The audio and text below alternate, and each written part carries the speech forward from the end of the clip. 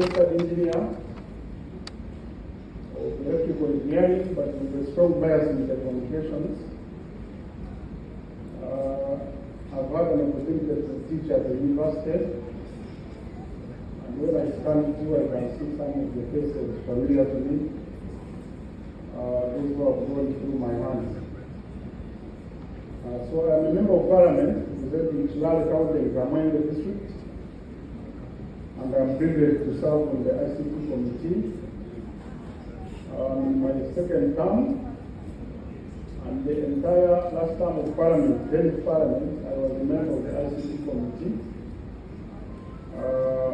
When I got back to my second term, the last 2 years I've been serving as deputy chairperson of the Education and Sports Committee, but I'm back home with ICT. So, Madam PS, I want to appreciate your invitation, not only to me as an individual, but also to the committee of ICT.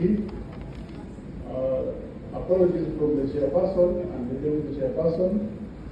They were meant to be with us, but I think they have gotten held up some committee activities. So I want to appreciate your invitation, and especially to learn from this, because given my background, actually when I read IP, I thought we were going to discuss internet protocol, where I would be active at state. But reaching there, I found it was intellectual property. I got confused. Yes, I have now gotten something, at least from the various speakers. I want to appreciate all those that have given keynote addresses. I've been taking notes, and really I've learned something. I want just to add on what others have said. One is that as a member of the committee, but also as an engineer with a bias in telecommunications, I want to appreciate the government of Uganda, and in particular the Ministry of ICT, for the great investment in ICT infrastructure. Not only the hardware, but also the software platforms throughout government. So this is great. I want to appreciate and to inform everyone that now in Uganda you can do anything you like online from your bedroom. You do not need an office. You can just sit at your leisure anywhere, and you're able to access government services. So it is something that we cannot take for granted and we want to appreciate. Then too, when the PS and her team appears before the parliamentary committee, we are always very much interested in the area of innovation. We've been injecting a lot of money in innovation fund, and a number of young people have actually benefited. But we're always wondering about their innovations. What happens to their innovations? Are they, I don't know the right word, go for intellectual property. Are they copyrights? So that's the question that we normally put to the PS and our team. And I'm very glad that we have very young people in this room. Most likely who have been beneficiaries of this innovation fund. So I guess there is quite a lot you are going to learn from here and be able to patent and secure copyright for your innovations. Recently, the committee was assigned a petition from Ugandan artists and musicians. They had a complaint against the telecommunication providers about the use of their songs as foreign backtones, CRBTs. So we processed that petition, but among the things we discovered is that some of their songs are not actually, we don't have copyright. They are patented somewhere else. So we realized they didn't have really a strong case when they appeared before us. But one of the impediments they put across was that we have the law on copyright and labeling rights. And this law has been here for some time, so it required amendment. And I'm very glad the head of URSB has informed us that they are working hard to have this law amended. So, Madam Massey, we are looking forward to receiving this bill because in Parliament, I think when we are presenting our report, it was a very hot topic. So we are really waiting on you to have this amendment handled as soon as possible. Then, is an association that brings together ICT professionals. So, Madam Elizabeth, I think amongst the key stakeholders we need is our committee. Because you mentioned all the other people you have worked with. I didn't hear you mention Parliament. So we have the Parliamentary Committee of ICT.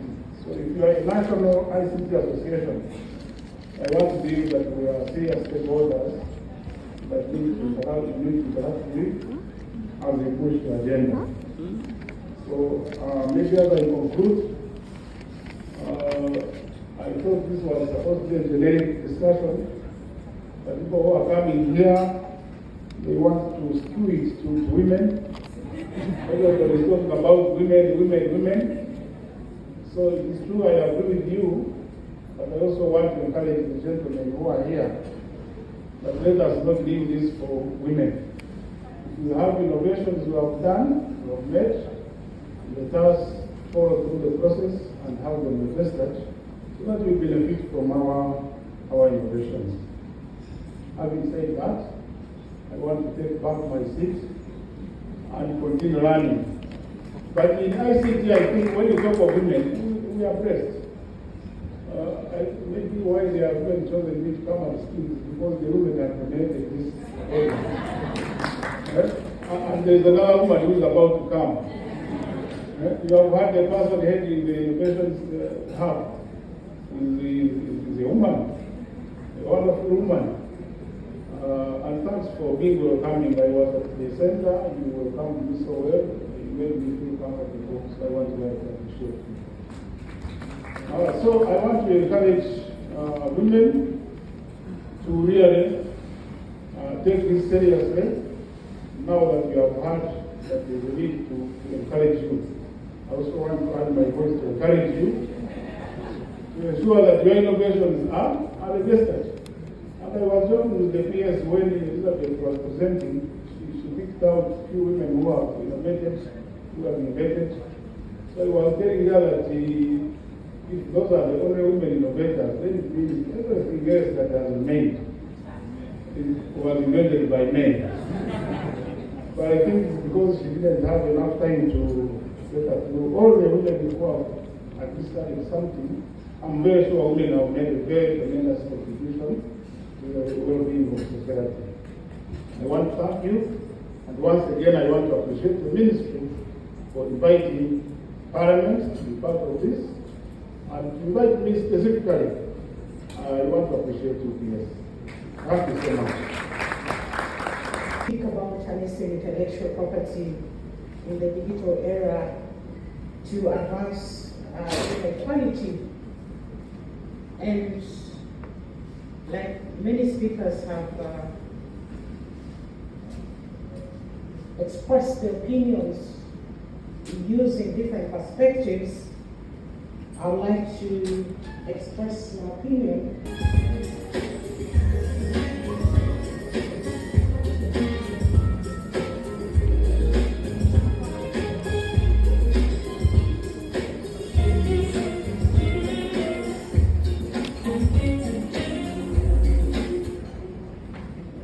One in partnership, you unveil.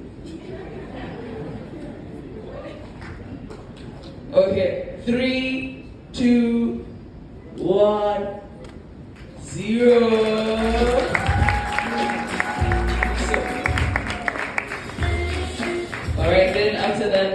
of us will take an opportunity to sign so that when everyone gets a copy of this toolkit, it is fully endorsed by the powerhouses that are here today.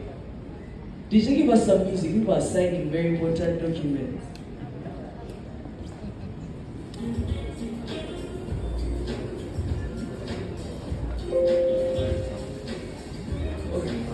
Yes. Oh, okay, thank you.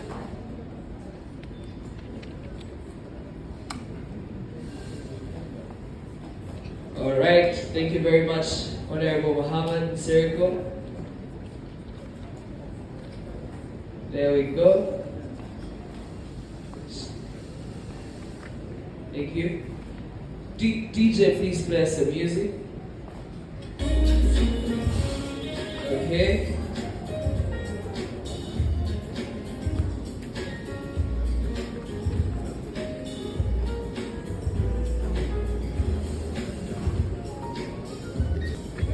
All right, are we all set?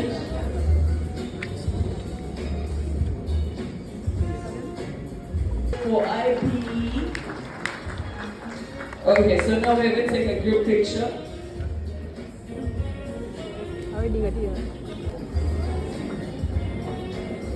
Let us move up here, just up here. The group. This is actually very important.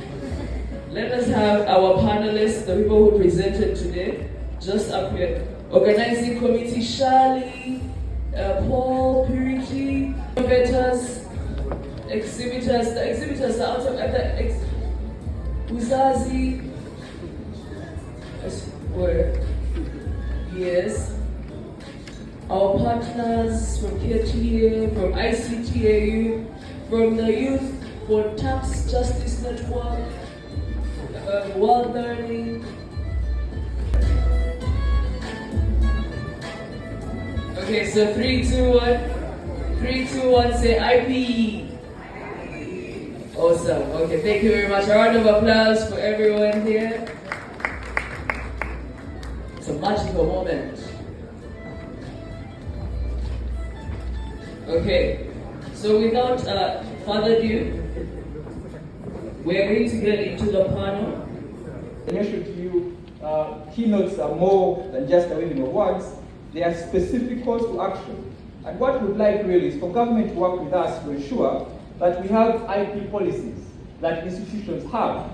These policies would look at, for example, whether government owns software or licenses software. These IP policies would also ensure that there is more support given towards perhaps reducing the cost for registration of intellectual property, and also being more intentional about protecting assets that we have as a country and as the people in our country. And also in order to nurture innovation in the ICT sector, we may also adopt a hybrid approach, as I said, whether you have a license or you purchase outright when it comes to software. We can also utilize international organizations such as the World Intellectual Property Organization and the World Trade Organization for knowledge and skills transfer. We can also leverage SIMPO, which needs to be operationalized, where we need our banks and our credit institutions to be able to allow IP as security. This, I feel, will stimulate creativity and increase income.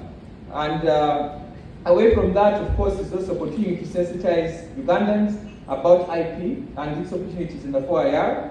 And of course, adopting a brand strategy focused on GIs, geographical indications, and trademarks, which will offer Uganda's agriculturalists and industrialists the advantage of being able to sell our products across the world in a manner that is befitting of our products and where we are. So really, mine is to again thank you for coming this morning and to ask you, in whatever capacity you are, to think through how you as a person can be able to use intellectual property to, one, add value to yourself, to your family, and to your nation. There's a term that I've been sharing with my colleagues at office called destiny helper. Do you have a destiny helper? Someone helps you to accomplish your destiny. And so if I was using intellectual property as well, this intellectual property can be your destiny helper, and mine is to remind you of that and to wish you a good day today. Thank you very much. Thank you very much, Mr. Kenneth. Colleague, she invented what we call the Kevlar. This was, she turned solid polymer into liquid. This is used now for making boots for firemen, spacecraft, bulletproof vests, and bulletproof armor. So these are some of the women that came before us that have been very instrumental in everything they invented. I just want to leave you with one more, Margaret Knight. She invented a machine that would fold and stick glue on the flat-based paper bag, which we all use now to carry our groceries. So unfortunately for her, a man decided to steal her invention and her IP and tried to patent this machine. So she took him to court, and in his defense, he mentioned something like, he doesn't believe, and the judge should believe, that a woman could think of such mechanical complexity, you know. So before the judge could award him the patent, she was able to prove through her own notes and drawings that she actually did invent this, and unfortunately he lost. And so that was one of the very first cases in history where somebody, a man, dared to discredit a woman's capability in invention. So,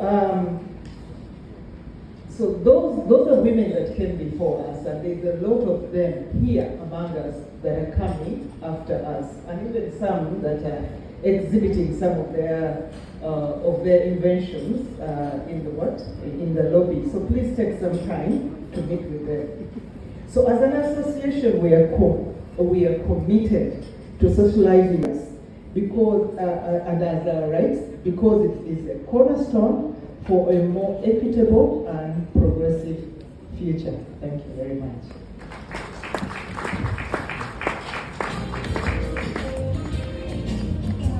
And Wi-Fi and Bluetooth were only made famous when they became supermodels. The irony. Okay, so I want a gentleman from this table. Let me see who. Tell us your name and what you have picked for Ms. Nankyejwe's presentation. Thank you. My name is Christopher Musoke. One thing I've picked up is that despite the stereotype that's always perpetuated that women are new for the agenda, the reality has come to prove it wrong. And it's high time that as we are harnessing the IP, we should ensure that in everything that we do that aims at giving or promoting intellectual property, the plight of women should put as a priority, because they are also innovators, they are inventors, and they are achievers. That's it. Well submitted. Space, what quite systematic how IP functions. And you look at an IP system which is tailored around the inventor or the creator. That's one stakeholder. The second one is the society, who's going to actually utilize the IP that you create. Then you've got the state government that actually sets the legal frameworks that help you to be able to find a way of getting your IP protected, enforced, and even to the extent of commercialization. That's why we've got URSB here, ably represented by, I think, my big sister, Mercy. It has to be generated, irrespective of the type of IP. We've mentioned patents, we've mentioned trademarks, we've mentioned trade secrets, we've mentioned designs. They have to be generated. Someone has to generate this. For the case of patents, for example, if you're a computer engineer, you have to generate these codes. You don't have free riders who want to use it at your expense. So that's why lawyers are here. My brother Kenneth, And KTN, I salute you. And they've done a lot. They really hope when it comes to litigation, mediation, and the likes. People are going to use your things. Piracy, your music. People are going to do some photoshops of your images and the likes against your will. Enforcement is critical. When Kenneth mentioned that courts have managed to award damages, 50 million, something like that, trust me guys, the value he was mentioning is, it's good, it's a good start for Uganda, but it's cartoon money. Just check globally the kind of IP damages that are paid. Billions of money, hundreds of millions of dollars. So we still have a long way to go. Women, why do you come in this space? The truth be told, the IP system, testosterone, it doesn't discriminate. It's either you've invented or you've not invented. It doesn't say that a woman should invent, a man should invent. Testosterone. So if you make the right input, irrespective of gender, the output then is guaranteed. But the question is, how do we make this a reality? Issues of gender equality in the IP space, in the digital space, these are policy issues. These are policy issues that have to be discussed, have to be debated, have to be agreed upon. So for the sake, if for example, my sister Mercy said that this year we are going to have all the women inventors pay maybe half of the filing fees for, let's say, patents. Now, the trouble that my sister Mercy is likely to face is that Mercy has a board that regulates her. She has to collect non-tax revenue, NTR. So, and these are statutory fees. So it may not be within her capacity. It may take Parliament to pass something to make this a reality. When it comes to R&D, supporting innovators, what's the action that we need to give? It has to be deliberate. That for every funding that comes out, we need this percentage to be women-led innovators. But trust me, this one you fight. Women, you have to fight for your rights. But the other thing is, parting short, sometimes women, you cause your own problems. Because when you are in positions of influence, you want to support men as opposed to fellow women. That's it. That's it. You want to support men rather than fellow women. Uplift them. The late Dr. Martin Alikere, may he rest in peace. If you read the Observer of last weekend, they said why he spilled cabinet secrets. What I liked most was, of course I don't know the name of that minister, where maybe, yeah, that's the thing. But women mentor fellow women. Men will fight our fights. Women carry each other. Don't just be closer to your fellow women in times of grief. No, in terms of carrying up, pushing up, push up the ladder. Do it. Thank you very much. I'm here. I think the holiday. I'm not going to charge anyone for any consultancy. But after this day, I will charge you. Thank you, because I have to survive this business. Thank you very much. God bless. Applause for Mr. Patrick Mugisha.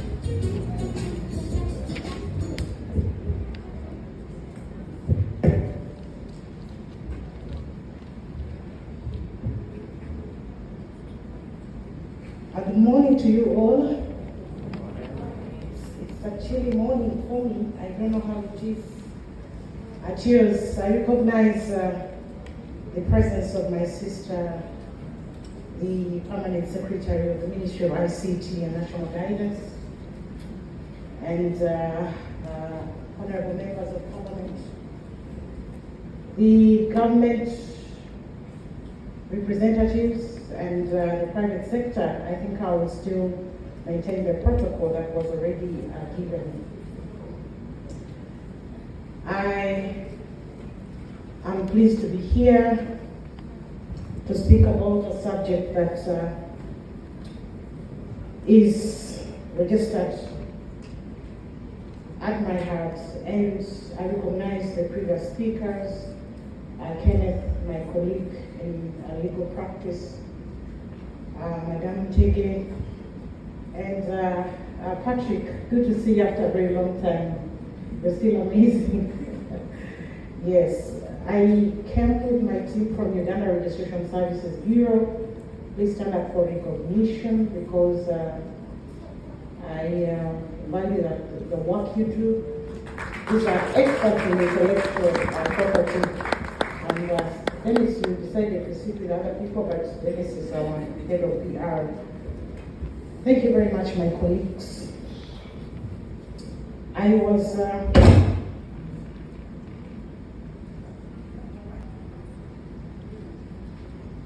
registered all over the world. In more than one country is what I meant, but she'll break that down during her presentation. Then, ladies and gentlemen, allow me invite the one and only Miss Shirley Gladys Nankyejwe. She's an ICT officer with the Ministry of ICT, and she is our CEO today, just for the IP conference only. Yes, so you're welcome. Then I would also invite Mr. Abed Abraham from URSB. Please, give a clap for this for I'm about to empower you with serious knowledge. And then last but not least, I would like to invite Mr. Hakiza Ronald. Yes, there we go. Flavia, did you see you were sitting next to a superstar? Okay, yeah, so he's an accomplished venture launcher. I don't know what that means. I'm about the introduction. I am now going to introduce them particularly, each of them, and give them the heavy CVs that they come with. Yeah? So we're starting with Miss Bonita Beatrice Nazi. So she's a venture associate at Startup Africa with experience in business design and tech. Bonita is a patent holder in the healthcare space, an inventor and entrepreneur with a background in software engineering. She leads technical support on all IT-related topics in projects and the work with companies and entrepreneurs from tech to SME. She guides entrepreneurs as a coach and a venture associate as a coach. We patent for MDEX, a revolutionary sickle cell diagnostic tool in Uganda and the USA. She has demonstrated a strong commitment to improving healthcare in low resource settings. Bonita's leadership is instrumental in leading her team to victory in the national finals of Microsoft Image Cup 2014, showcasing her ability to drive innovation and achieve results on a global stage. So beyond her technical achievements, Bonita is skilled. Is a skilled business developer with over a decade of experience in startup creation and support.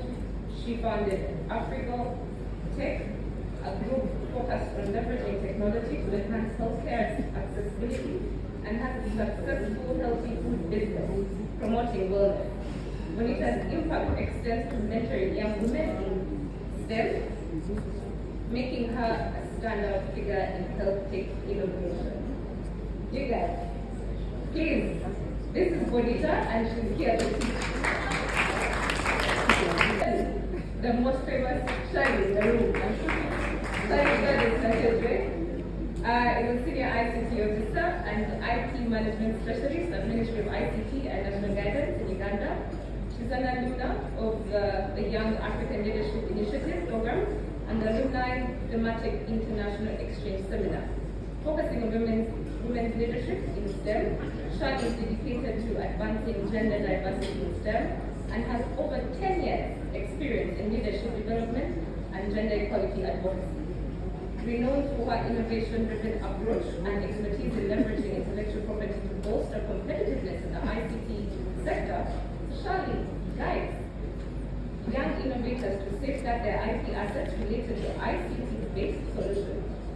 She authors and She authored an IP toolkit for empowering local talent in the ICT sector, aiming to strengthen Uganda's ICT ecosystem. With a master's degree in intellectual property and ICT management, policy and architectural design, complemented by a bachelor's degree in computer science, Shirley possesses a unique blend of technical and IP expertise. This diverse education background equips her with a comprehensive understanding of IP in the ICT sector. These are huge women. He's a senior officer in charge of such an examination at URC. He's responsible for examinations of patents and industrial designs in the jurisdiction of Uganda. He holds a Bachelor of Science in Electrical Engineering from Macquarie University and a Master's in These opportunities are always free because knowledge is the best resource you can give out to the parents. Thank you, Shirley. The fear of putting it out there before you protect it, knowing that now, how did you ensure that your product stood out in the marketplace? Thank you so much. That's actually a very good question. I was there, I attended the IPLP, so the International Visitors Leadership Program, and I also attended the YALI program. I see some YALI alumni here, so they should say hi. So it's through those programs that, in one of those programs, my roommate was from Congo, from the DRC, and then he never fears sharing his ideas with anyone because he thinks that the battleground is in execution. He always believes that at the end of the day, it doesn't matter whether you patented or not. If I execute better, then I'll beat you, and then at the end of the day, it will be useless. Since you are also one of the organizations that has actually put something on the market, what, how did you get there? What is the process, and what are you advising them now? Looking at what you discussed. First and foremost, innovation is not a get-rich-quick scheme. We've had the capital kitchens and all those things. If you're going to take this journey, it could be long. Mine was 7, his is 6. We know Fundi Bots is what, 13 now? Rocket Health is 12 now.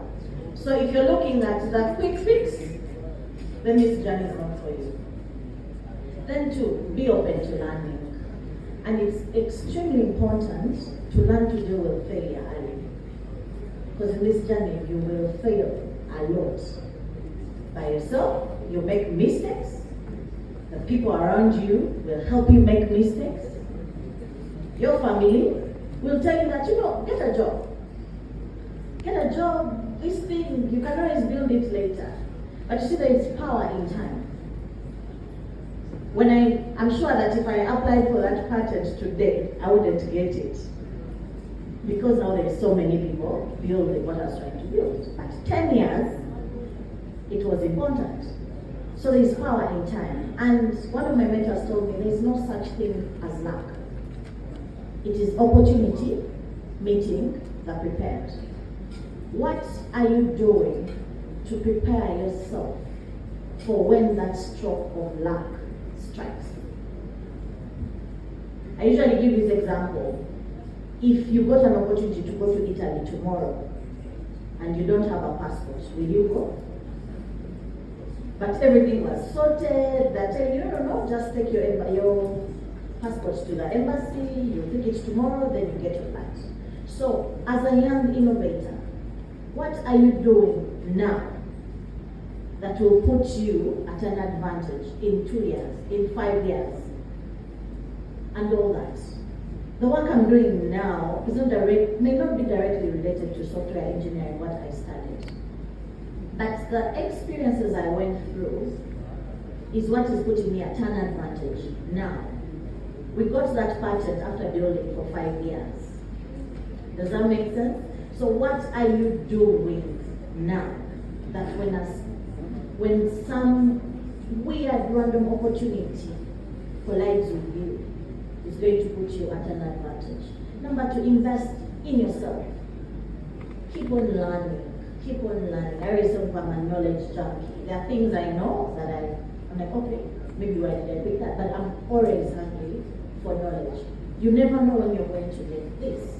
When I was working on my innovation, I went and learned how to focus a microscope, how to prepare a blood slide, understood staining and all these things. But because I have that information, when I am speaking, sometimes you could mistake me for a medical personnel. I am not. And I'm not saying that go back and learn everything, make the right partnerships and collaborations, but have the sufficient knowledge. We are in the age of AI. But a lot of us are now just hearing about it, making fun about it. Some of us are not even using ChatGPT in our daily lives. Meta recently released something where you can have a conversation on WhatsApp. What are you doing beyond just interacting with that AI? What are you doing for yourself? What skill are you acquiring? One of the next big thing will be AI doctor. Will you be the person, or you will still say, those things are for no? When with the advancement of technology right now, you don't need to be a poetic. You don't need to do the 4 years that you had to do. What are you doing for yourself that your future self will thank you for?